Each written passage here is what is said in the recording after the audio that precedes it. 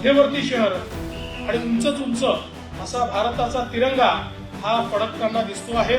त्यामुळे निश्चितपणे माझा देखील ऊर स्वाभिमानाने आणि अभिमानाने हा झेंडा पाहिल्यानंतर या ठिकाणी उडून आलेला आहे।